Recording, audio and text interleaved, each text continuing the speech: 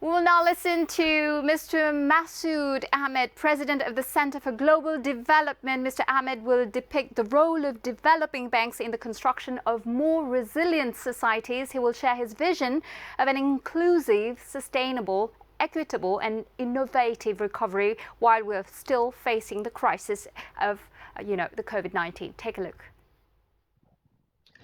Greetings. I want to make 3 points for you. First, in this immediate response to the COVID crisis, our development finance institutions have all been tested. But in the recovery to come, it is the system of development finance that is going to be tested. In this year, each institution has done the best it can. It's done a little more. It's been faster. It's trying to find new ways. Multilaterals, nationals have all tried.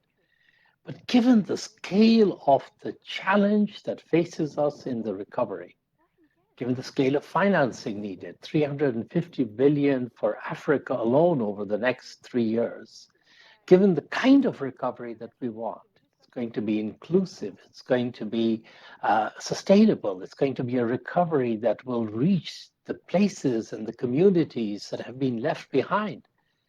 There is no way that we can rise up to that challenge unless the community of development finance institutions, the system of development finance institution also changes the way it works. And that will be the pressure that the system as a whole will need to respond to. My second point is that when we talk about the system of development finance, we need to always remember that it is composed of many constituent parts.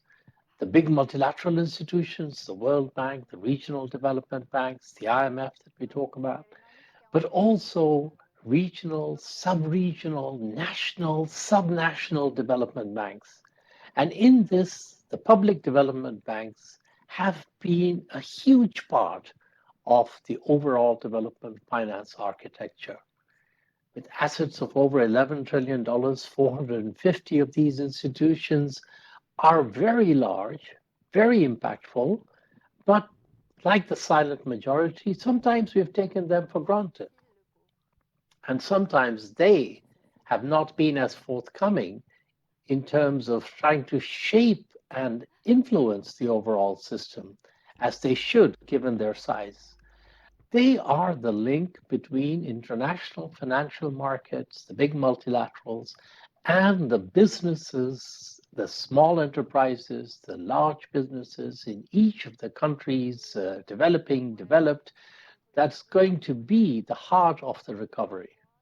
Particularly if you look at small and medium enterprises, they have been the most impacted in terms of sales, in terms of profits, in terms of the numbers of people they've laid off, and quite frankly, in terms of the prospects that they have for coming back after this crisis, because they don't have the depth of pockets to be able to withstand the crisis so easily.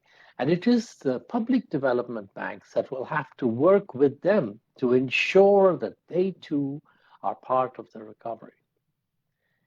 And my final point is that when we talk about the different recovery that's more inclusive, that's more impactful, we talk about a different way of the system of development finance working. This is about balance sheets, it's about financial models, it's about operating tools, but it's also about mindset.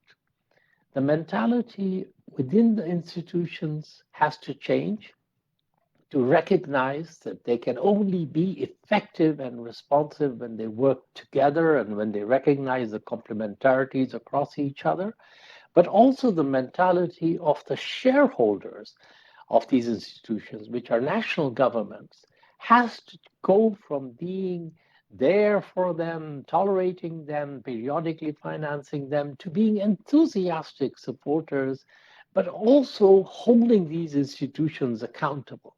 Because if we want these institutions to act on the many recommendations that would make the development finance system work better, including the recommendations that came from the G20-sponsored Eminent Persons Group, and if you want them to be fully aligned with the Paris Agenda and with the SDGs, then the shareholders have to empower them, but they also have to be actively engaged in holding them accountable. With these changes, the development finance institutions as a group and the development banks can help to ensure that in this recovery, all kinds of businesses and all communities will be able to participate. Thank you.